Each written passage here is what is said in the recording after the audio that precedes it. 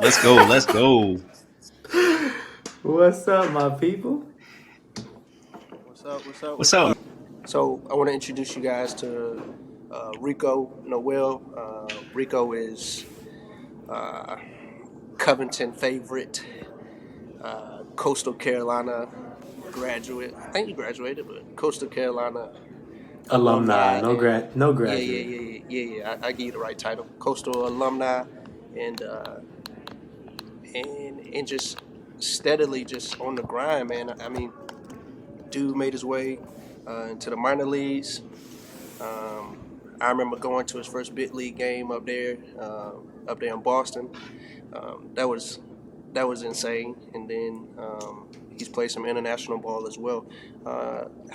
How you get from point A to point B, man? Because I've been trying to get from point A to point B my whole life. How you get there, bro? Tell the people who he is, man. Alright, Tell them what you done did over the course of your career. What kind of accolades you done got, man? What kind of records you holding on to? Like for real, seriously. I really don't keep him at the top of my head, to be honest with you. But You are watching a master at work. Coastal Carolina Hall of Fame, All-American, led the country 2 years in a row in stolen bases. First year, sophomore year tied. Second year, led it by myself. Fifth round draft pick, San Diego Padres, 2010. Made it to the big leagues with the Yankees, 2015. Little couple coffee, ain't nothing too crazy, but Hey man, hype him up. How Sway do it? How Sway do it? How Sway do it? You mother. you non-rapping mother. You non-baseball playing mother. Do you hear me? You are watching a master at work. Yeah, man. So won a couple championships in Mexico. Played a few Caribbean series. Played in Venezuela, Puerto Rico, Mexico, independent ball. Obviously, minor leagues and a little cup of coffee in a big league. So there it is for you. There it is. Dang. Well decorated. That's what's up, man. That's what's up. It's beautiful. So I ain't gonna interview you. I'm just gonna let you tell it. So we played in Covington. I don't know where Reggie was at. Reggie was in New York somewhere. Yeah, where was Reggie? He was in New York. I was at the crib with the girl. Dang. So we was in Covington. That's when I first met you.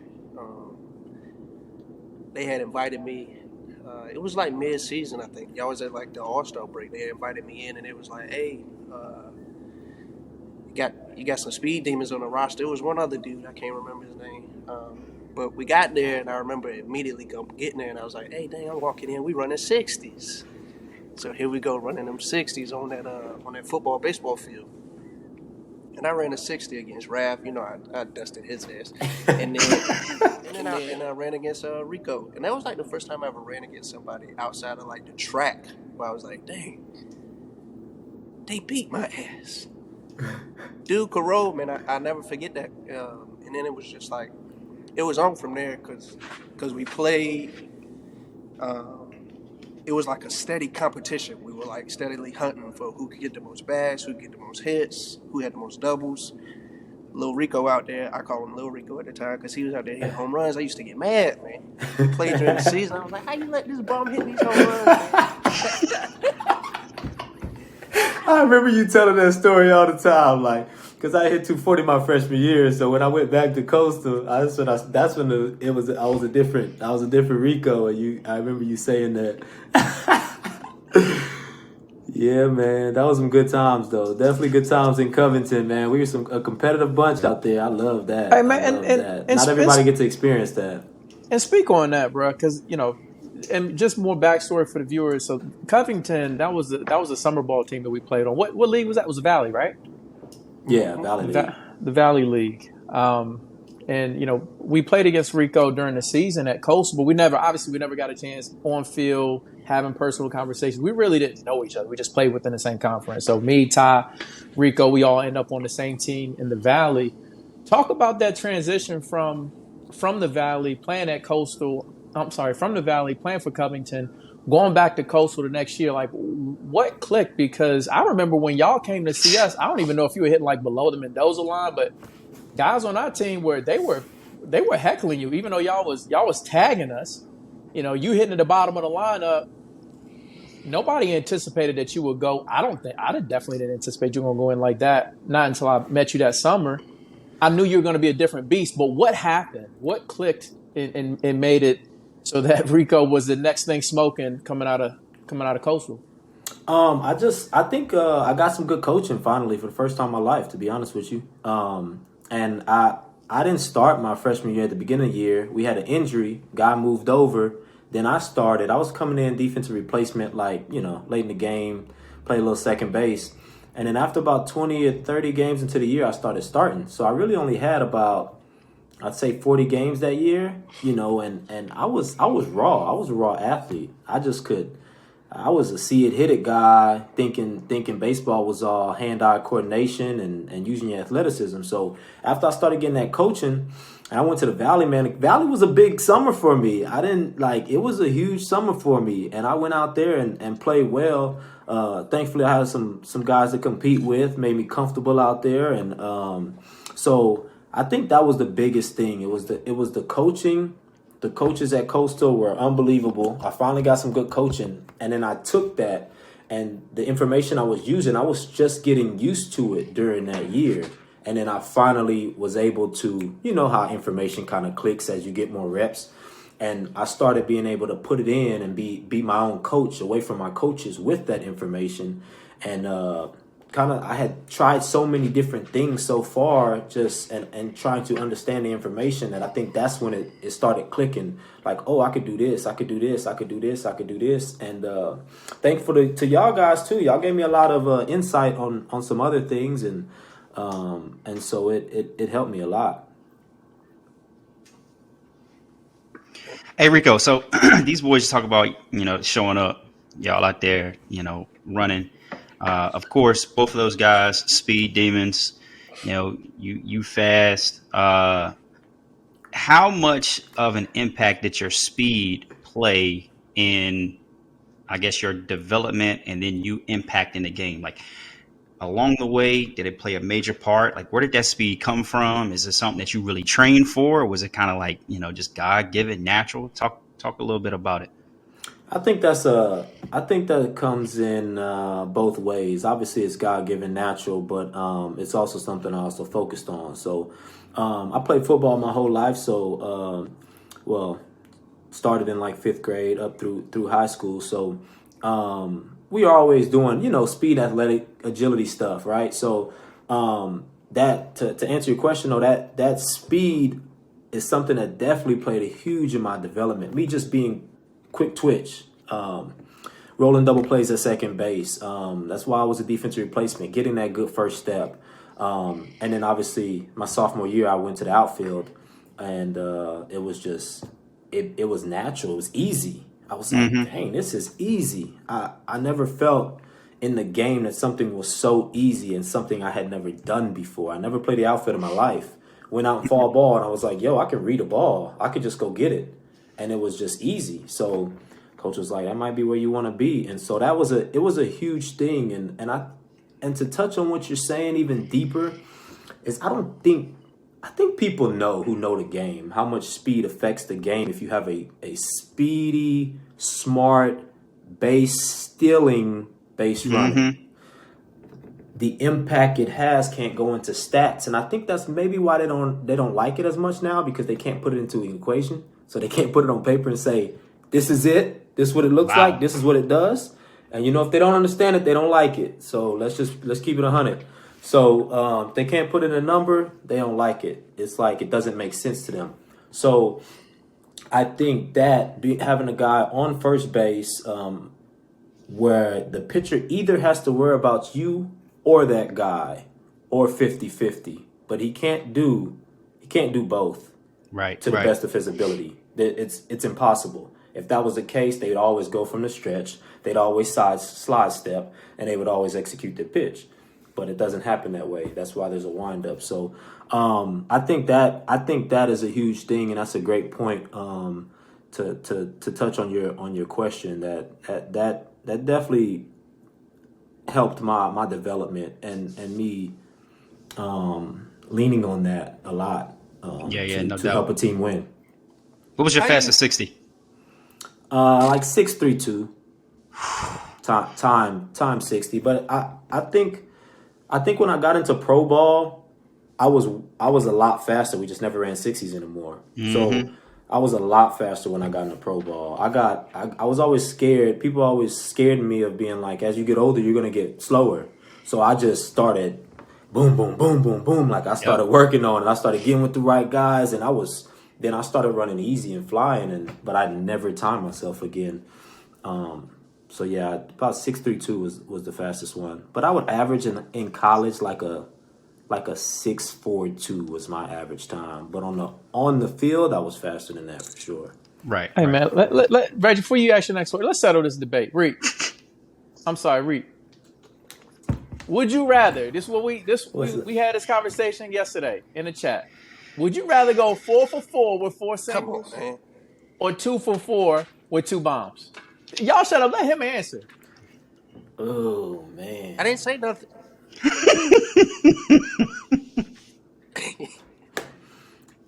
And why? So what are we talking about? Winning? Take the team out. Take it out. Take all of it out. We talking you today. No, you. Don't say today, because if you say today, you're gonna answer the question the way Raph wants you to answer. Yeah, right. I'm just saying, say what you. Y'all wrong, man. Yeah, if we're playing the game in today's game, you don't want me to answer it like that, Ty? Oh man, I want you to answer. Let's just go back. I want to go. I want to go 4 for 4 with 4 singles.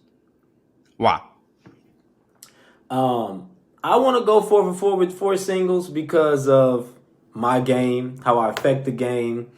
But you also saying trying to take that out. So it's like if I'm playing in today's game, 2 for 4 with 2 bombs is like that's the game. Because if you play 70 games, you don't pace for 140 homers. But at the same time, 4 for 4 singles, you don't pace for 1,000 average. So if you look at it that way, in today's game, I'd say the bombs. But if I'm playing the game, 4 for 4, 4 singles, because my singles are doubles or triples, and the guys behind me gonna have them 2 bombs because they worried about me on first. The ball gonna miss. The ball gonna get down the middle of the plate, and that ball getting hurt over the fence. So hey, hold on a second. Raph over there. Raph, sit your ass. He over there talking some all that movement. I done told you something. Look, so the podcast is geared is baseball driven, right? So it's geared towards all versions of baseball. However, I think a lot of our audience is the younger demographic. Like we touching base with the youth level, we touching base the high school level, the travel ball circuit, and the college kids. The long ball ain't for none of them.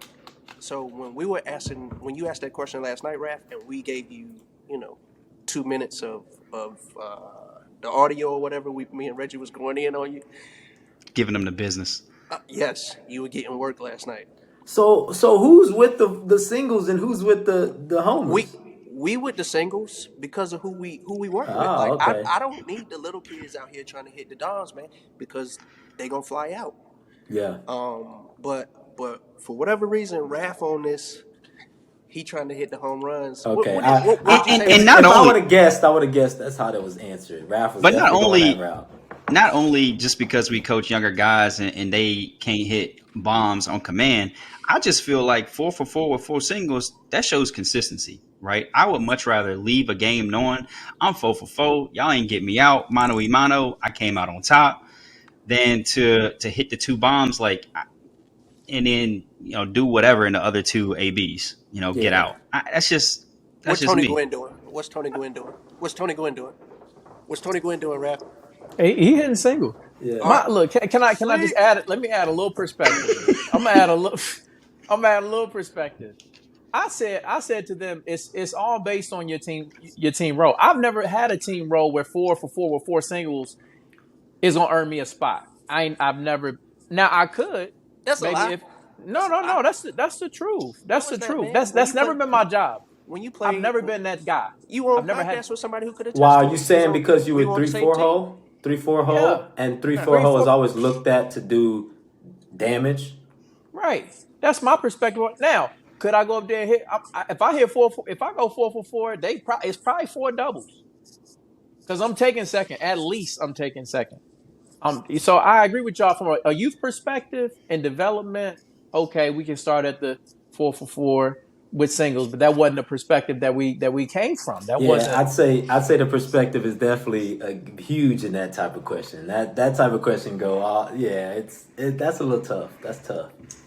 I'm not trying to go damn 2-for-4 with 2 home runs and 2 punch outs. All right, I'm I trying to would. minimize my K rate at this point. I got enough of them. Okay, so 4-for-4 is right up my alley, and I don't care. No. Because let me say this. Because I said it yesterday. I don't care how I get my 4-for-4. I don't care if it hit my knuckles on the swing and bunt. I don't care if I cap it and dump it in the right. Because if I'm 4-for-4, you already know where I'm gonna be. So I'm just trying to get on anywhere I can. That was my position. All right. I don't have no other stance there because I never was the long ball dude. I only know one way. Raph out here talking about he I long ball hitter to the end. I ain't gonna mess with it no more because Rick, this is about you. This ain't about me. This ain't about me. It's about about you, all of us. Rico, hey, speaking of the 4-for-4, so you went through a phase in your game where you transitioned from right to left. I know you won't leave the goddamn yard on the left side. So how did you go from right to left in the minor leagues, bro? We ain't talking about it. You don't even see kids do that at the high school level. They talk about it, but they can't get it at the high school level. College, not happening. Minors, man, you out here, you trailblazing. Ain't nobody doing that. So they came to me after my first full season and said they wanted me to be a switch hitter the following year. Mind you, I'm a 5th round draft pick. I just came off of 350 year, 12 homers, probably 18 doubles. Like, I hit the ball hard and I hit it far a lot of times. And they drafted me high. So for them to come and say that to me, I hit like, my first full season, I hit like 255. So it's not like I was just like, trash. And I was, Reggie knows, that's the Midwest League, Reggie. So 255 in the Midwest League, your first year is all right, bro. You on your way. So it wasn't like they just were like, you can't hit. Maybe they could have said that in the meetings behind the scenes, like that might not play in the future or whatever, but they came to me. To answer your question though, how did I do that? I literally looked them in the eyeballs and I said, is this going to make me a better player? They said, switch hitting. They said, yes. I said, will it keep me in the big leagues longer? They said, more than likely. I said, has anybody done this before? Like just flip to the other side? And they were like, yeah, people have done it before.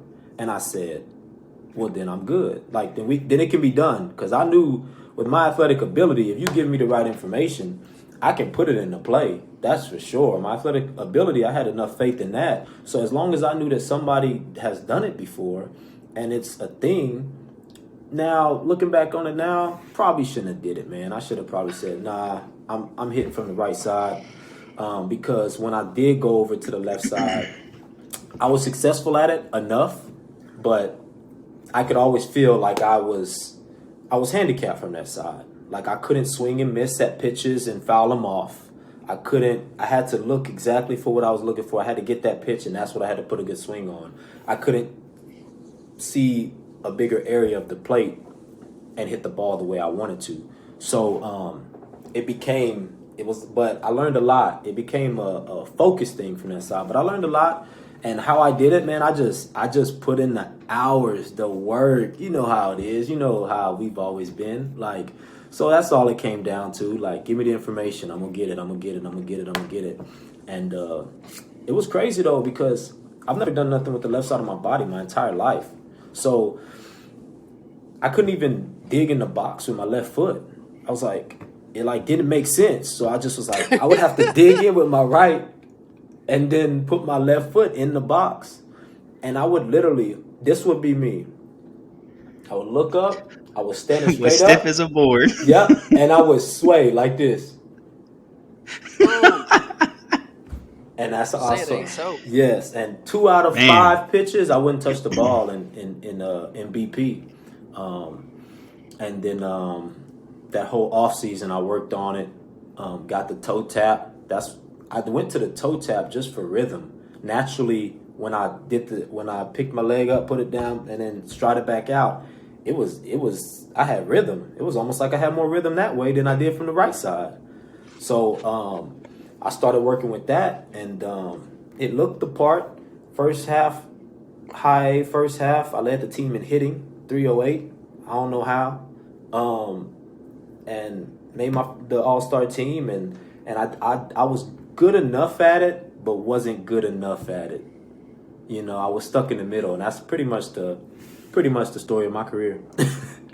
Did you lean on bunting more from the left side than you did the right side? No, that's what I try to tell people. Like, I was such a better bunter from the right side. I can push a ball and put it wherever I want. From the right side, from the left side, having to squat and sit it down, you know, it takes more coordination. Mm-hmm. You get what I'm saying? And then 80% of my bats are now from the left side, because 80% of pitchers are right-handed. Right-handed. So Right.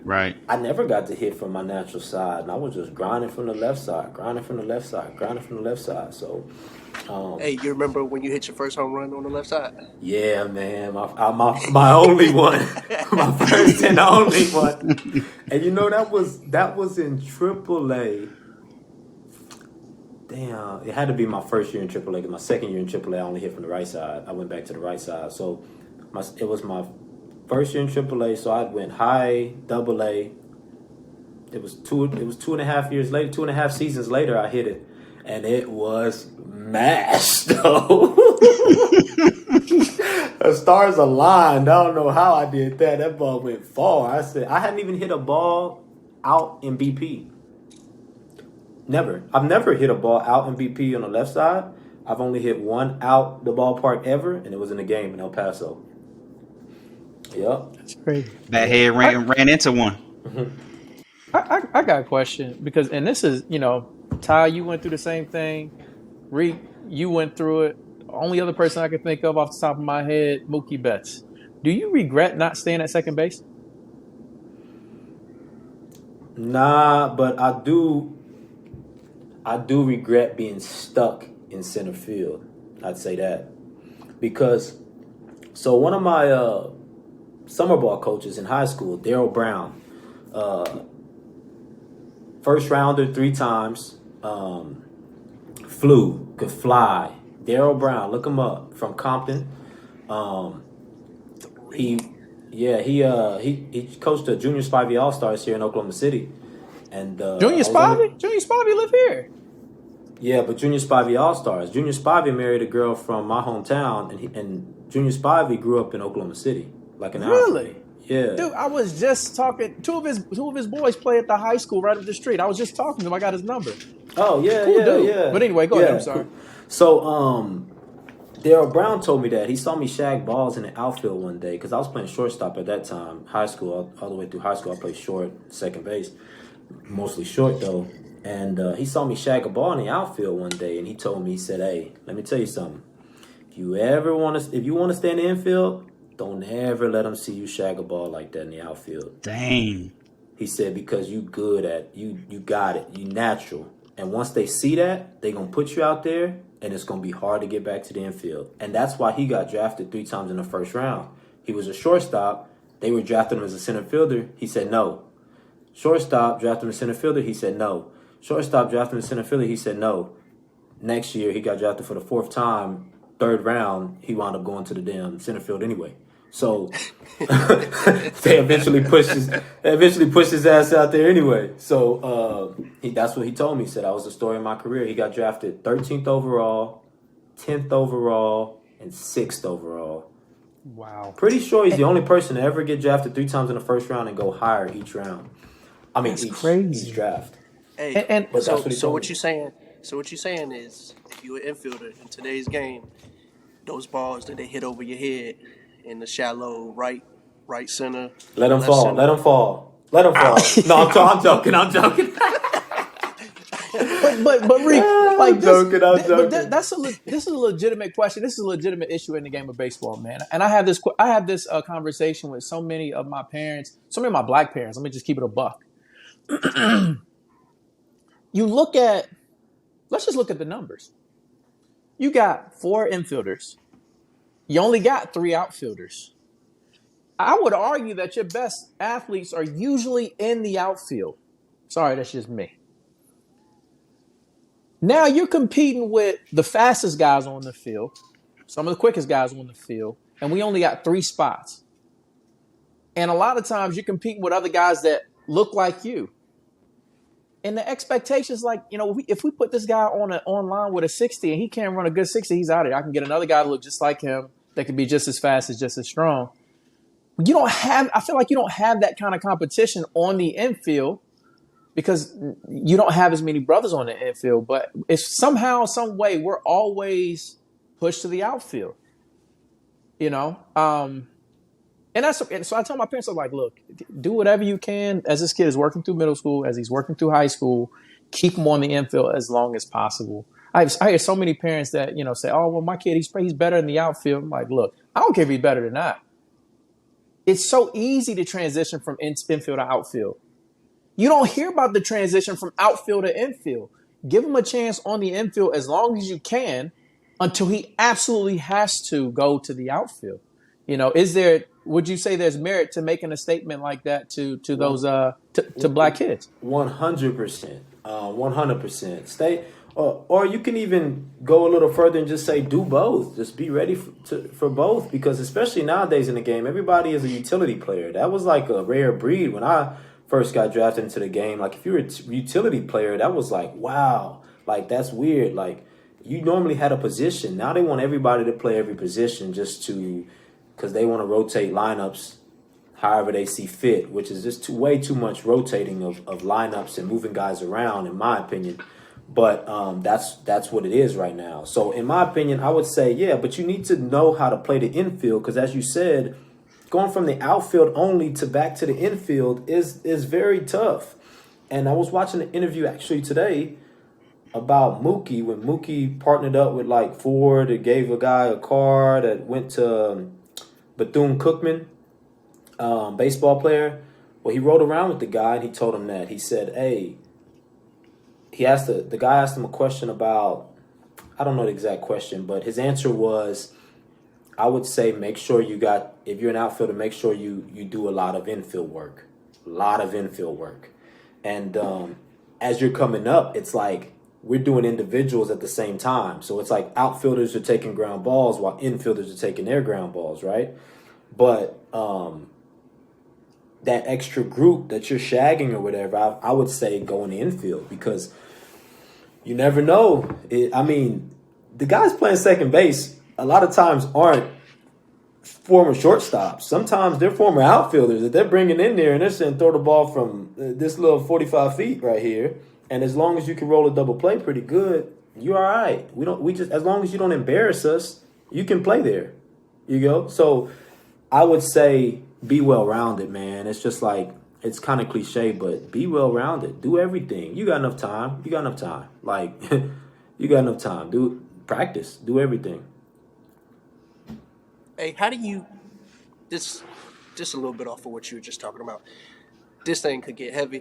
Don't take it too far. How did you feel? You mentioned the 80-20 rule for pitchers to like right hand to left hand ratios. Mm-hmm. So why do you think? Because I know y'all did it a lot with Gary Gilmore. Why is that such a huge thing? I mean, I have my reasons, but why do people lean towards right now rosters and their lineups for, left on right matchups? I feel like me and Reggie touched on it before. I feel like I've been seeing the righty my whole life, and I rarely saw lefties. Like, it wasn't a ton of lefties in high school, so it might have been one that I could think of, one or two. So what makes people think that I should be in the box hammering off on the lefty when honestly I've only ever seen righties. What's your position on that? I'd say they take it too far. They take it too far. And sometimes they don't take it far enough. So, for instance, if I'm a righty guy and I hit a $150 off lefties and they don't see that, if you don't dig deep enough into that, then, well, you just see righty on lefty. So that's the decision you make.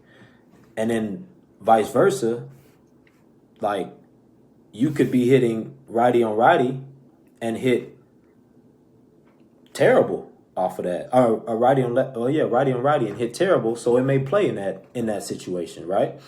But what I said earlier about the stolen bases, if they want everything to make sense, and they forget that we are humans, and some of us got that dog in us, and that dog you can't put in an equation. So they want it to be numbers and numbers only, and it's for job security too. Like, if a manager makes the decision to put you in, keep you in righty, when the report says to take you out and put Billy Bob over there in, and you don't get the job done righty on righty, he looks bad. But if he makes that decision to do it, even if he doesn't agree with it, he keeps his job, whether it works out or not, because he's playing it by the book.